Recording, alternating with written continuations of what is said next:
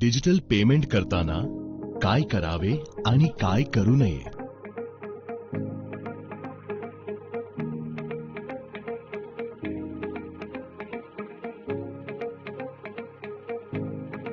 धनराज काका, माझ्याकडे सुट्टे पैसे थोडे कमी आहेत, तर काय मी या UPI कोडद्वारे पैसे भरू शकते? मी हल्लीच डिजिटल पेमेंट करणे शिकले. अर्थात फातिमा, तू कृपया हा कोड स्कॅन कर आणि 350 रुपये दे. 350 रुपये प्राप्त झाले. धनराज काका, माझ्या मुलाने सकाळी टॉफी विकत घेतली. मी त्याला UPI द्वारे पैसे देण्यासाठी माझा फोन दिला, परंतु त्याने अनेक वेळा चुकीचा पिन टाकला आणि आता मी UPI द्वारे व्यवहार करू शकत नाही. तर मी तुम्हाला पैसे द्यायला आलो आहे. मुरली, तुझा मुलगा फक्त 8 वर्षांचा आहे. त्याला आपला फोन देणे आणि त्याला इतरांना पैसे देऊ देणे ही खूप जोखमीची गोष्ट आहे. आपण आपला UPI पिन कधीही कोणाशीही, विशेषतः मुलांना सांगू नये. का बरं काका? आपण सर्वजण आपल्या कुटुंबाची आणि विशेषतः मुलांची काळजी घेतो, परंतु मुलांना UPI पिन, फोन पासवर्ड किंवा इतर आवश्यक माहिती त्यांना ठेवण्यासाठी देणे योग्य नाही. ते ही सर्व माहिती विसरू शकतात किंवा कोणीतरी अनोळखी व्यक्तीला सांगू शकतात, जो त्या माहितीचा चुकीचा वापर करू शकतो. पण मी तर ऐकलं होतं की डिजिटल पेमेंट सुरक्षित आहेत. तुम्ही अगदी बरोबर ऐकले आहे. डिजिटल पेमेंट सुरक्षित आहे, परंतु इतर काही बाबतींसारखेच लोकांनी डिजिटल पेमेंट करताना काळजी घेणे आवश्यक आहे.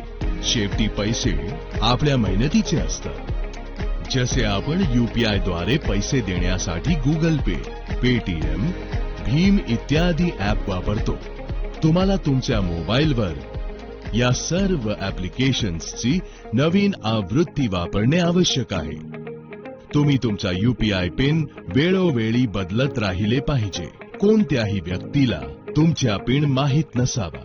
कोणतेही पेमेंट करण्यापूर्वी पेमेंटची रक्कम नेहमी दुप्पट तपासा. शून्यावर विशेष लक्ष ठेवा, कारण कधी कधी चुकीमुळे 350 रुपयांऐवजी 3500 रुपये मोजावे लागतात आणि आमची मासिक बँक स्टेटमेंट तपासून 1 महिन्यानंतर आम्हाला याची माहिती मिळते.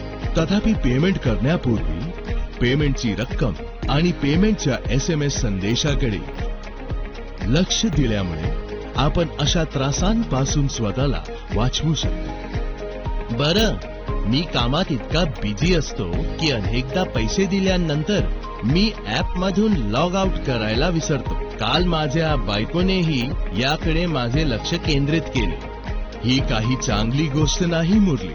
पेमेंट केल्यानंतर तुम्ही ॲपमधून बाहेर पडणे किंवा लॉग आउट करणे आवश्यक आहे आणि तुमच्या मोबाईल वॉलेट ॲप्लिकेशनला देखील एक मजबूत पासवर्ड आवश्यक आहे, ज्याचा अंदाज लावणे सोपे नसावे. तुम्ही तुमच्या फोनवरील व्यवहार अलर्ट कधीही चुकवू नये.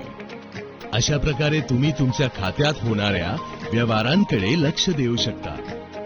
धन्यवाद काका, ही खूप महत्त्वपूर्ण माहिती आहे. मी या सर्व गोष्टी लक्षात ठेवीन. तुझं म्हणणं अगदी बरोबर आहे फातिमा. डिजिटल पेमेंट करताना मीही सावध राहीन.